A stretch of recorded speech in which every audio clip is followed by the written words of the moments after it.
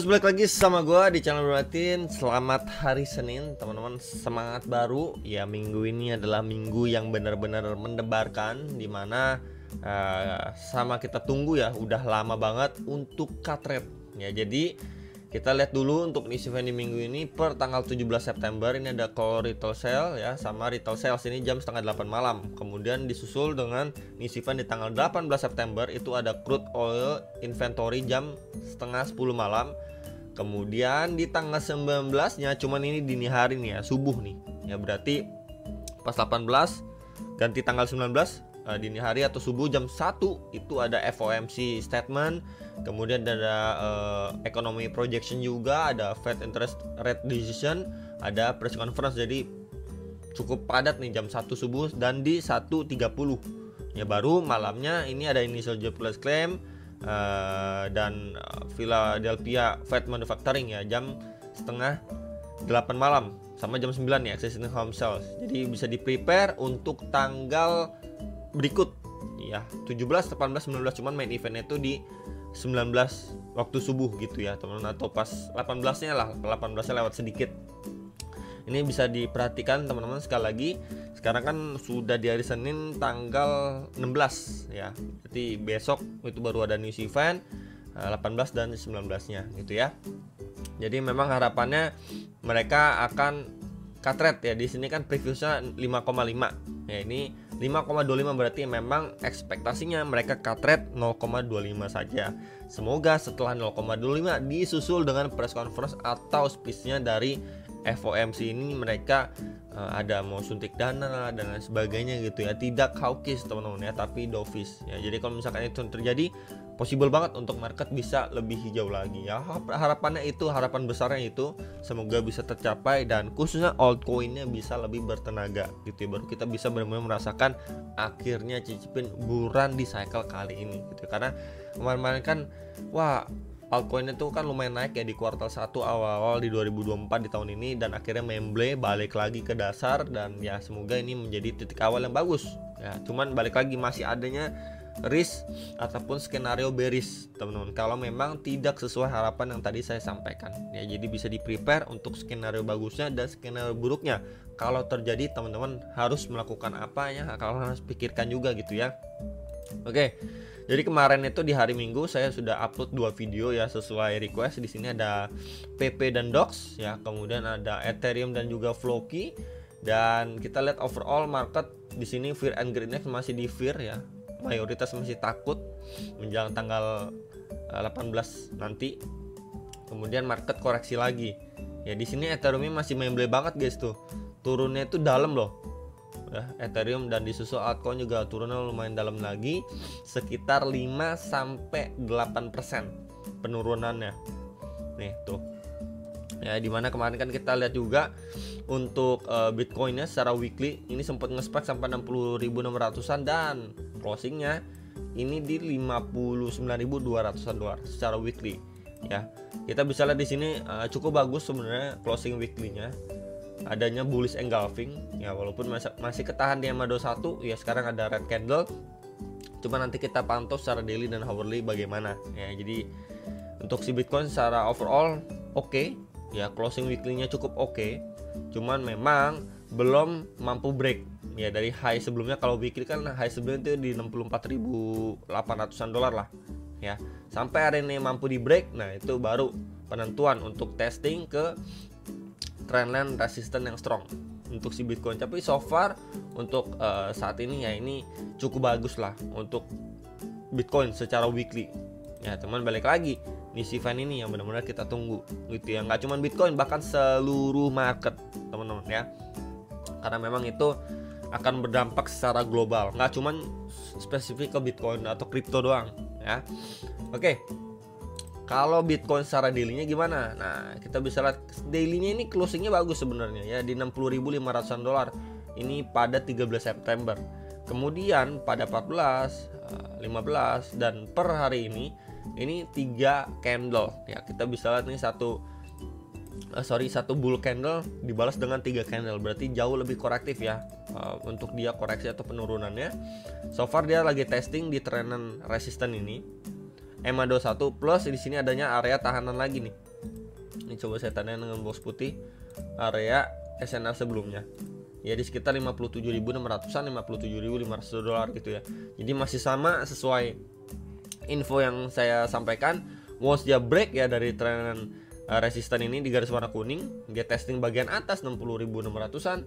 Reject dari situ akan testing lagi area bawah sebelum dia lanjut naik lagi. Ya, harapannya seperti itu, semoga didukung dan ya bisa dipantau untuk area bawah ya, untuk si Bitcoin bisa melanjutkan penguatannya. Nah, kurang lebih seperti ini. Jadi memang tidak ada yang berubah terlalu signifikan, masih sejalan. Ini juga outlook ini juga sudah saya sampaikan di beberapa video lalu untuk si Bitcoinnya. Ya tinggal kita menunggu retracementnya ya, sembari menunggu next event dan semoga didukung. Ya untuk next leg up-nya lagi itu masih di 63.400-an sampai 64.000-an dolar. Dimana kemarin juga sudah saya sampaikan di sini ada inverse head and shoulder, once dia break target maksimal itu di box warna orange ini. Ya untuk si Bitcoinnya secara daily. Mungkin kita coba turun ke time frame yang lebih kecil seperti 4 jam. Nah 4 jamnya gimana nih? Ya 4 jamnya kemarin ini sempat udah break ya dari next target di box hijau di 59.700-an. Kemudian dia retracement, kita bisa lihat di sini progress retracementnya. Dia going up, retracement, tapi sayangnya mantulnya itu benar-benar landai itu. Kita bisa lihat tuh secara momentum ya, korektif banget dan akhirnya breakdown ya. Dan posisi sekarang yang perlu kita pantau ini adanya area fresh demand yang belum di testing. Ini di area sini. Saya tandai dengan box warna putih. Yap, ya. Di sini once dia mampu break ya, impulsif gitu ya, dan ini areanya masih fresh. Ini di sekitar 57.600 sampai 58.052 dolar. Ya ini adanya area fresh demand yang masih potensi untuk divisit sama si Bitcoinnya. Ya sebelum dia adanya pemantulan ya, kita nggak pernah tahu mantul itu sekencang apa, tapi ya balik lagi ekspektasinya adalah di sini adanya fresh demand, dia testing ya untuk mantul ke next resist terdekat, balik lagi di sini ya 58.600-an dari 58.000 atau sekitar 57.600-an dolar ya. Jadi mantulnya di sekitar ya 600 sampai 1.000 dolar lah ya, range dia mantul itu teman-teman ya. Jadi bisa sekali diperhatikan range ini. Kalau itu jebol, range berapa lagi bro? Di sini kita bisa perhatikan nih, coba saya geser sedikit. Yap, areanya di bawah di sini ya, di 56.500 sampai 56.736 dolar. Untuk yang nanyain si Bitcoin kalau dari area terdekatnya itu jebol lagi. Nah ya, jadi ini bisa sekali diperhatikan karena balik lagi ini adalah progres untuk dia koreksi, dimana sebelumnya dia udah mampu take out kembali nih. Di sini udah mampu di break ya.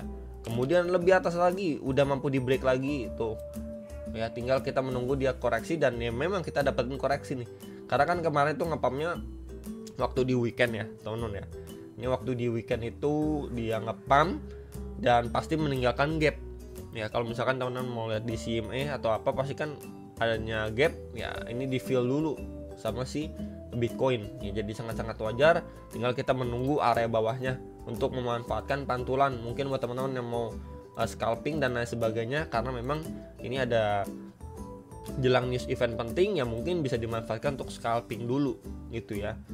Jadi palingan itu untuk si Bitcoin ya. Untuk yang nanya progres seperti apa, ini sekali lagi bisa diperhatikan ya. Untuk targetnya dua range area ini sebelum dia lanjut naik, dan bahkan ngetes next target ya ke box orange di 61 ribuan dolar, 61.300, 61.500 lah ya, dimana ini sebelumnya SNR juga dan bisa dipertimbangkan untuk dua area ini ya, untuk yang nanyain progres dari si Bitcoin gitu ya. Jadi ini beberapa area freshnya yang belum di testing dan ya hopefully bisa mendapatkan pemantulan ya untuk dimanfaatkan secara short term, yang namanya scalping ya, trading jangka pendek lah. Jadi palingan itu yang bisa saya update untuk video kali ini ya, semoga bisa bermanfaat untuk update Bitcoinnya. Dan mungkin yang terakhir kita akan lihat ya untuk Bitcoin dominance-nya. Nah, untuk si Bitcoin dominance ini sendiri cukup ini ya, sebentar coba saya muat ulang ya teman-teman. Di sini cukup lama. Ya, kita cek dulu. Nah, tuh Ya, ini secara daily-nya dia makan break dari range channel sideways-nya dia. Makanya altcoin-nya itu benar-benar aduh, memble teman-teman ya. Jadi masih sama seperti pembahasan terakhir dari Bitcoin dominance atau dominasi Bitcoin. Once dia break, ya dia bisa testing ke bagian atas nih, sama kayak gini tuh. Testing atau bikin fake out gitu ya, false break sampai di sekitar 58,7 58,9% gitu ya. Dari situ mungkin adanya rejection ya, baru nanti kita lihat lagi nextnya seperti apa. Tapi untuk short termnya nih altcoinnya harus lebih banyak bersabar sih altcoinnya, karena dia break nih teman-teman ya. Tuh clear banget ya, tuh dia break. Jadi lebih berhati-hati lagi sekali lagi untuk altcoinnya, apalagi jelang rilis data ini ya. Jadi balik lagi, mungkin pemantulan yang dimanfaatkan untuk secara jangka pendek ya, itu untuk scalping dulu ya. Palingan itu, semoga bisa bermanfaat. Jangan lupa analisis kembali sebelum make decision masing-masing, dan sampai jumpa untuk next video. Sampai profit.